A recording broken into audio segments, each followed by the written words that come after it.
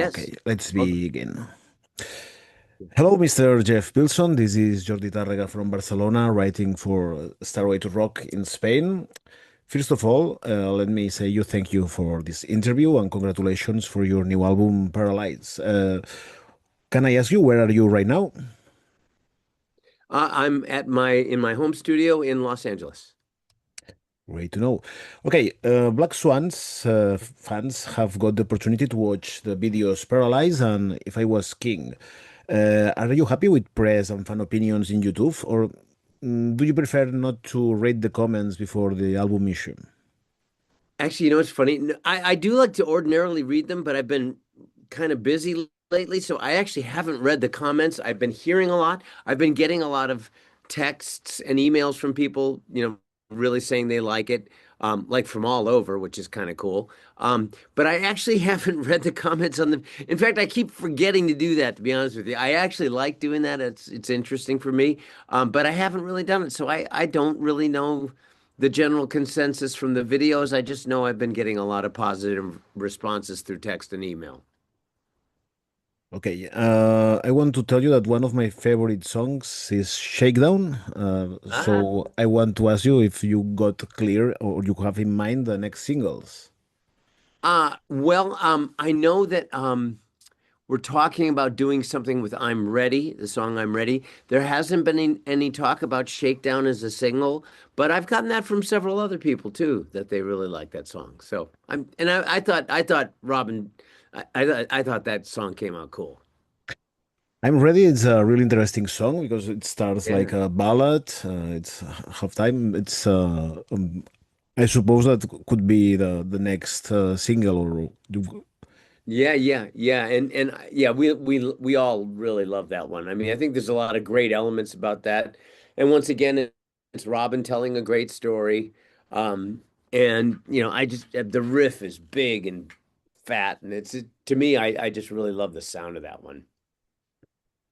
okay, Black Swan is a hard rock supergroup in Frontiers with Robbie McAuley, Reb Beach, Matt Starr, and you. Sometimes these kind of super projects never worked out, but it seems that Black Swan have something special because we are in front of your third album, and you still have Mhm. the same lineup. So Yeah. it's a real band. Yeah, it really is. It feels that way to all of us.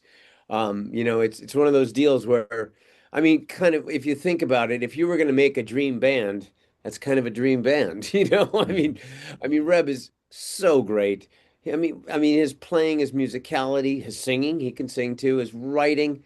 Reb is just he's the on the top tier to me. Same with Robin. I mean, what a voice, what a great storytelling writer, great melodies, unique voice, lots of power, but very melodic. Matt is just a solid, heavy duty drummer. And if we were to ever play live, the guy can sing his butt off it would just, I mean, he's really a great singer. That's one of the biggest things for me that bums me out.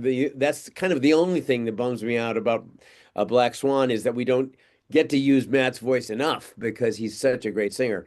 Um, but anyways, all the elements are there for a great band, and yeah, we're aware that there's great chemistry. We're grateful for it, and that is why we keep persisting, making records and doing what we do. I need to ask you about future plans of playing, touring, because I don't know if the band. I tried to look for set lists, but I haven't seen anything. So, Well, for one thing, for these kind of bands, it's very difficult logistically to pull off any kind of touring. It's really hard to do. It's very expensive. So, the money, unless the money were to come mm, out of thin air, again, it's very expensive to do. It's hard to organize. And then it's hard to coordinate our schedules because we're all really busy. mm. We're aware of that. I mean, it bums us out because we'd love to play live. We really would. What I will tell you is that we are talking about trying to get something together for the end of 2026. I simply cannot say do anything close to promising because there's a lot of logistics involved, and I try to stay honest, and I will say that we're working on it. We'd love to make it happen, but who knows? It's hard to do. And again, it's something that if it were easy, we would do it, but it's not. And maybe, for example, the Frontiers Festival in Milano, I will attend. It will be Well, I mean, something special. there are talk about Frontiers events that we're trying to coordinate around. So if that can happen, that would be great. Okay. Uh, okay. Red Beach and you are the main composers of the band, and Macaulay Robin is the who writes the lyrics. Well, yes, I mean, although there's interaction all the way around, but primarily yes. Generally Reb comes in with lots of riffs and oftentimes many parts of a song. And then he and I put the songs together, and if I throw in a part, I throw in a part. But yeah, he and I compose the structure of the music. And then Robin comes in and sometimes sometimes his first draft is amazing and I don't have to touch a thing. Sometimes we have to work on it, as you do when you collaborate. But yeah, primarily Robin is definitely the absolute main lyricist by far. Because he's a great storyteller. Why not? Why wouldn't you want that? Yes, yes. He played in Barcelona, his own project, and wow, it was my first experience with this guy. I think it's one of the best singers, and I discovered with Yeah. this album, and incredibly, you play there. So I suppose that you met in times of Macaulay Schenker group, or not?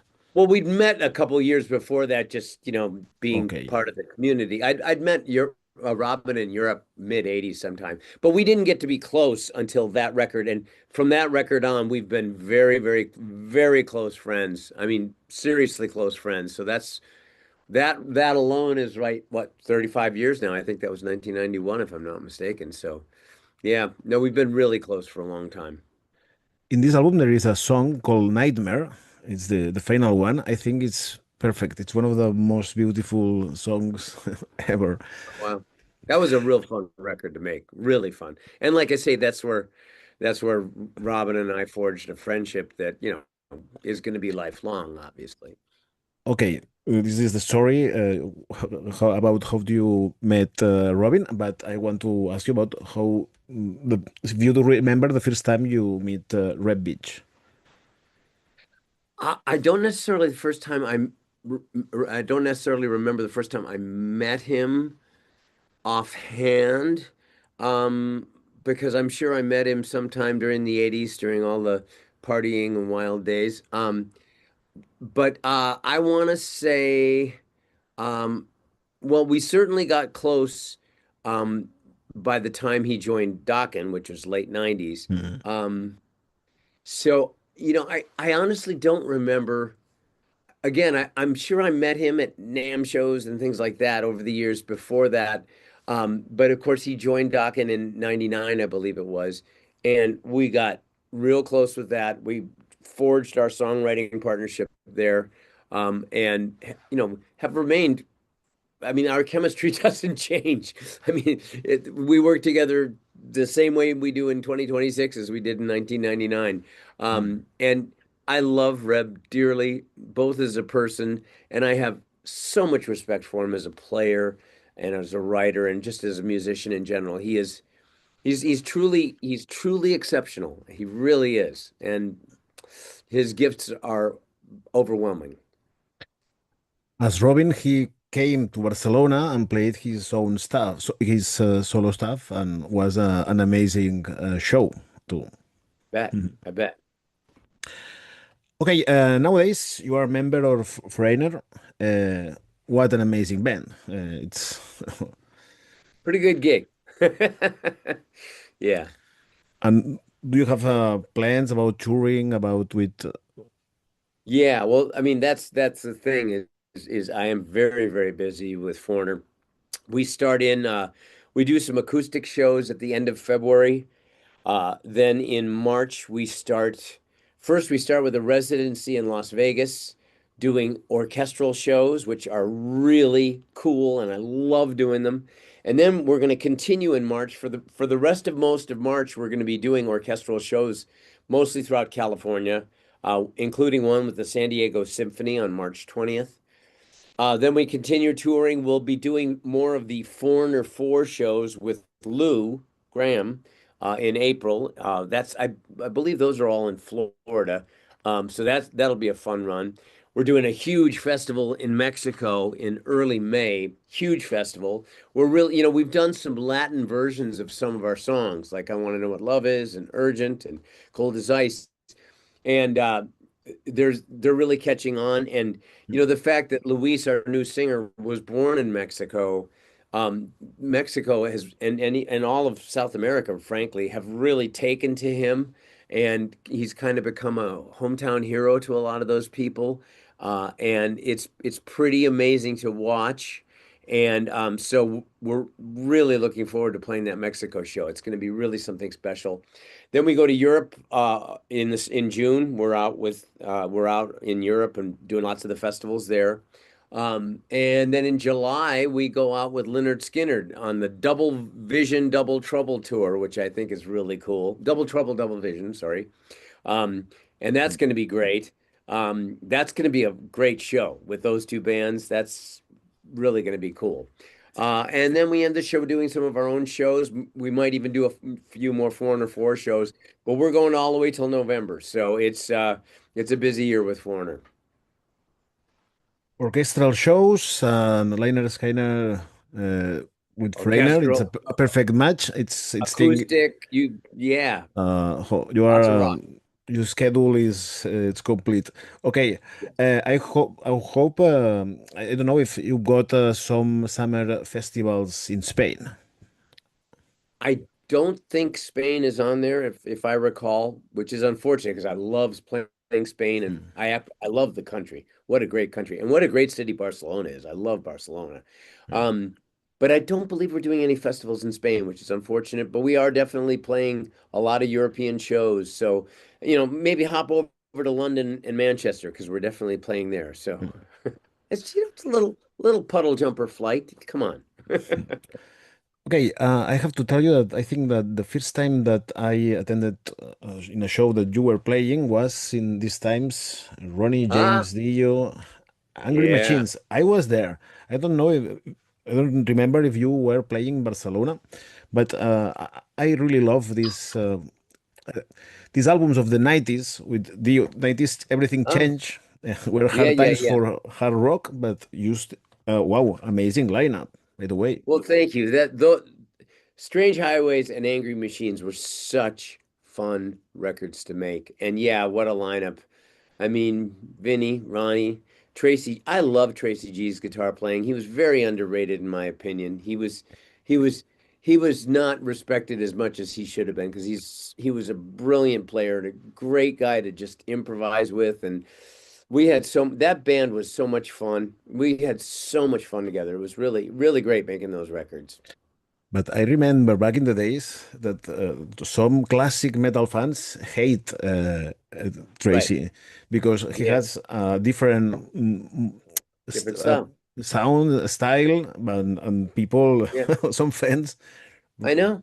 I know that. I know we know that. And that I just think it's a real drag because it was great. I mean, if we would have been a new band and not called Dio, I mean, I think Yeah. a lot of people would have appreciated it. But of course, when you have Ronnie in the band, it's Hmm. hard not to call it Dio. So, um, yeah, I know that's an unfortunate thing.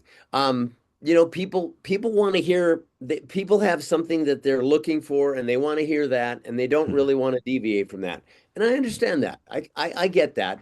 Um, it's just it's tough when an artist wants to make a change, unless they can bring the audience along with them. I mean, it can be very, very frustrating. So, yeah, that was we understood that, and it was kind of a shame, but I was proud of Ronnie that he didn't just abandon Tracy right off the bat. He knew about the criticism, but he believed in Tracy, and that speaks volumes about Ronnie's character. Okay, let's talk about cinema. I love Steel Dragon. And well, I think the band was better than the film, but but it's just an opinion. Pretty cool band, actually. Yeah. That was fun, man. I mean, making a movie, it's tedious as hell. I mean, you do a lot of sitting around, but it was really fun because the characters. I mean, Zach Wild is such a character. Jason Bonham is such a character. Everybody was really up for it. The actors were really wonderful and gracious. The director was fabulous, Stephen Herrick. He really wanted it to be he wanted an authenticity about it. So he was really cool with us and really asking our opinions about things and feeling us out to try and make it a little more than your usual rock movie or your usual music movie that usually suck. But Mm. but he was just great and we had so much fun making it. Like I say, there was a lightness about the actors. From what I've heard, what's the actors would tell me in private is that there was a lighter feeling on that set because it was music and the Mm. you know the band were fun and we were funny. We had a great sense. Everybody had a great sense of humor. So it was a little less drama than a lot of movie sets, is what the actors would tell me. And it was really fun. And I'm very proud of that movie for many reasons. But the thing is, we did come through with some cool music, and that's a great thing. Yeah. It, there is a bureaucracy in making a movie, and a committee of people that you have to run everything by. That I'm so glad we were able to come up with the music we did, and it worked, and people took it. Yeah, that was pretty cool. And the songs are really, really great. I think, Yeah, yeah, there's some yeah. great songs in there. They were But great. it's not, I think it's not your first experience in cinema because Dream Warriors, Into the Fire were two songs included in Nightmare on Elm Street. Yeah, but we didn't actually appear in the movie. I didn't have to act in the movie, which is a whole different experience. But you're right. Dream Warriors. Actually, what's funny? Dream Warriors was the first time a rock video was included when you bought the video. That was the very first time that ever happened, and that's kind of a cool thing. Um, but yeah, what a fabulous experience that was. It was great. And Michelle, what's her name? Oh my God, I'm spacing on her name. Arquette, not Right. Rosanna Arquette, her sister. God, I can't remember her name. Who starred in the Nightmare on Elm Street movie? Was, Patricia Arquette. But yeah, yeah, okay. yeah. She was in the video with us. Freddie, we got to act with Freddie. That was fun because Freddie is a fun guy. Robert Englund, very very funny guy, very fun to work with, and we had to spend a lot of time with him, and it was great. It was really great. And interview with Don Dokken, and he told me that there is a moment that you break the glass, and but wear real glasses. And George, I think that he hurt some. I don't know if you. Maybe I'm wrong. Um, I wonder if he's talking about the Break in the Chains video Ah, because okay. in the Doc and Break in the Chains video, Ah, there okay, was okay, a okay. spot where Yeah. George was supposed to, break the chains, I think, off of a wall or something. It was an explosion. And actually, what happened is he hit me in the head and I was actually bleeding. Ah, okay. Yes, he told me something Yeah. about this. Yeah, yeah, yeah. Yeah, that I don't remember anything from Nightmare on Elm Street, but maybe that was a long time ago. It's a really beautiful video. Okay, Yeah. um, I suppose that people will remember you as a member of Dokken. But when I interviewed Don Dokken 3 years ago, it was sad because I saw his arm and he told me that probably he will not play again and he canceled some shows. It's sad, but I suppose that we are in the end of Dokken. I don't know. I mean, uh, I have no idea, honestly. I mean, I saw somebody sent me an interview a couple days ago where Don said something like, well, I can't write music anymore because my hand, but if George and Jeff sent me some music, I'd probably, I'd love to, I'd be game for writing some lyrics to it and doing something like that. And I thought, well, that's interesting. No one's asked me about it, so I don't know. And George and I talk all the time, and no one's asked him. So, I still have that part of me that wishes we could do one final great Dokken record, but it'd Mm. have to be great, and I'd want it to be good. I wouldn't want it to be just a throwaway. And so I don't know. I would never close the book on it myself. Uh, and we still have our chemistry. I mean, when we did a new song together 10 years ago, it was 10 years ago now, but when we did that 10 years ago, felt like nothing had changed. We our chemistry is real. So I'm sure if we really concentrated, we could make a great record. Um, so again, I'll never close the book on anything. I think we're all kind of busy at the moment. I don't know how much touring Don is doing. I know he does have that health issue. But we'll see. I mean, again, it's not closed. There's not a closed door coming from me. Okay. I want to talk about a crazy story. The video of Just Got Lucky, the volcano. Yes. Uh, so you, Dokken was making a video and the volcano explodes. It's That is absolutely that is crazy. actually true. And yeah, it didn't explode until after they got off the island, but it was starting to. And Mm. if you heard in the story that you obviously heard about it, George's boots did actually start to melt while he was playing his guitar solo, and that was kind of the indication, hey, something's wrong here. And so they got off the island, and sure enough, it erupted after that. That is true. It's crazy. Only with Dokken. I think that there is no band that can explain that he lived something like this. It's Yeah. absolutely great. Yeah. Okay, I want to ask you about the heavy metal scene in Los Angeles. Days of, I suppose, were amazing days with sex, drugs, rock and roll, MTV. Yeah. Well, there was plenty of that. Yeah, no, you know what? That was a fun era. What a great time to be in my early and mid 20s. That was really fun. Um, it was what you heard. I mean, there was parties almost every other night or every night or whatever. I mean, there's a lot of partying going on. There was a community, made a lot of friends in that era. Um, and it started off pretty serious about the music, I mean, and Dokken was certainly always serious about songwriting. That was always very important to us.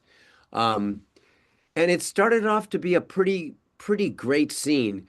I think some people's egos got really out of hand, like way more than you would ordinarily think.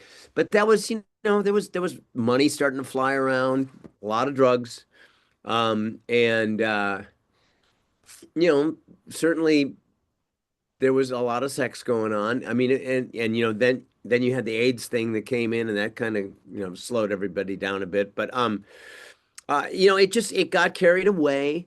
And then I think the problem was it fell into a formula. And that's what really killed it. You all had to have the opening single, then the ballad, then this, and all the drum sounds had to sound the same. You had to have on your snare drum, and the guitars had to sound like this, and it just became too formulaic. And and then some of the lyrical stuff got pretty ridiculous, and the partying atmosphere, which some of that's great, but I think it pigeonholed the format so that everybody, that it became called hair metal because everybody had the big hair, and it got too formulaic, which I think kind of killed it. So when Guns N' Roses came along, they really started the end of that kind of band. And then Nirvana, final stake in the Mm. in the coffin. So to me, it's all very understandable because the music did get tired. It really did. And I personally, I loved it when Soundgarden came out. I thought they were incredible, and I loved that band. And then Alice in Chains, I loved that band. So it was very, very clear to me what was going on, and you know, I wasn't one of those guys that was like, oh man, alternative music. I wasn't thinking that. Um, I was noticing that the phone was ringing a lot less, and it did seem like the whole scene was drying up, which was a shame, but I understood why. But before the 90s, you play in Donington, Monsters of Rock, and Metallica played it before you. Monsters of Rock, not Donington. It Ah, was okay, Monsters of Rock in Monsters of Rock. America that we played. We Okay. did the Monsters of Rock tour in America, and yes, Metallica played before us. That was summer of '88. And Hmm. that was a great, fun tour. But it was kind of the beginning of the end of Dokken because we were not as good as we should have been on that tour. I was not happy with how we performed, and there was a lot of stuff that angered me about that tour. And it's a shame because we could have been really great, and we weren't as good as we could have been. And Metallica was blowing us off the stage, but they were on their way. They had a huge trajectory up. There was no stopping them at that point. And Yeah, it was unfortunate. And Dokken, instead of rising to the occasion, which we could have done, we didn't. Hmm. And that angered me. Okay, finishing, I got some questions. In Popular, I work in Popular One magazine, the most important rock magazine in Spain. We are asking about the most perturbated film that you have ever seen. The Or most what? the film that when you watch it as a child, later you couldn't sleep. The most disgusting Film? film. Yes, a Oh, film. oh, I We told. I remember clearly. I was 8 years old. I was at camp. It was a Catholic camp, and they showed the movie The Fly from 19. It was a 1958 movie with. This is long before the Hmm. Jeff Goldblum one. This was the original 1958 movie, and that movie but I was just an 8-year-old kid. That movie scared me so bad. I've never had been that scared by a movie in the same way since. Of course, you get older, they scare you less. Hmm. But that was really, and I loved it too. I loved that movie. I mean, it's a great, great, great movie for its time. So, but that's the one I clearly remember. Okay, this one is really difficult. Which is the first album you bought, but with your own money? With my own money, wow, my own money. Because actually, my memory, and I don't think this is the first, but I was 12 years old and I shoplifted 15 records. And I will never forget this because I still feel guilty about it to this day.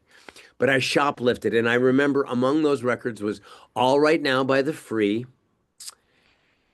Let It Be by the Beatles. What were some of the other ones in there? They were all 45, but I stole 15 of them. But All Right Now by the Free was the main one because that one changed my life. When I heard that, oh, and Purple Haze by Jimi Hendrix. So I mean that changed my life. Here, getting those records when I was 12. Unfortunately, it wasn't my own money; it was my own hands. But but that's what I It's remember. okay. Imagine you got all the money you can imagine to invest, but only for a show. Which tricks or what would you love to do on stage? Lasers, fire, What would I do if I had all the money in the world to do a but show? only for one show. But all the money in the world. Wow. Well, I would certainly have. Well, for one thing, I would have Benjamin, the light guy that we have with Foreigner. I would have him design it because the guy is absolutely a genius. He's just, if I gave him an unlimited budget, he could make the coolest stuff in the world. Um, and I would have as many moving platforms as possible because I love getting up on platforms and risers and all that kind of stuff. And if I could get that and then be able to move out into the audience, I love dry ice on the stage. I love all that. I do love laser lights that are well placed. Um, and there's some new computerized lighting stuff that is really, really, really cool these days. And like I say, I would just let Benjamin, our lighting guy, go crazy because he's really good and he'd come up with something amazing. Okay, the last one. Have you ever cried in a concert? Do you remember the song and the Oh, band that moved you many so times, deeply? many times, many times. Let me see if I can think of the most recent. Or the first one? What's that? Yeah, I'm trying to think of wow. Um wow, I'm spacing at the moment, but I will tell you well, absolutely seeing Paul McCartney, of course I'm going to cry during, yesterday. Plus I've seen stuff of him doing Lennon songs and I lose it then. And you know what's funny is, what my biggest crying when listening to music story is, and it's funny because my wife tells this story, is I got a hold of the multi-tracks from the Sergeant Pepper record. And the song "A Day in the Life," I had the individual tracks, which a lot of stuff. It was only done on 4 tracks, so a lot of stuff's combined. But there is a track with John Lennon's voice on it, and I was listening to just that track, and I lost it. I mean, I got so emotional, and my wife came in and she was like, "What's wrong? What's wrong?" And I was like, "It's John Lennon," you know. So I mean, I cry very easily, especially with music. Um, I mean, I will cry every single time I hear the song "Clair de Lune" by Claude Debussy. Every time. I can't help it. That song brings me to tears. I love that. That's my favorite piece of music in the world. A lot of Beethoven stuff will do that to me too. I love Beethoven. Okay, beautiful. Okay, we just finished, but could you say, hello, this is Jeff Filson from Black Swan. We have got a new album and check my interview in Stairway to Rock. Sure. Hey, this is Jeff Pilson of Black Swan, and I am so excited because we have a new record called Paralyzed. So I want you to check out my interview with Stairway to Rock. Excellent, maestro. All right, man. Okay, it's an absolutely pleasure to have you. Well, So thank you, man. That was great, and I appreciate that. That was very well done. hope to see you on stage with Freiner and maybe with Black Swan. Okay. Yeah, well, like I say, pop over to the UK and watch us at the O2 Arena. Well, It's I gonna be a got great friends show. there, so I Yeah, yeah, think there it's you go. You got an excuse. All right, man. Thanks again. Talk to you soon. bye bye. Bye-bye.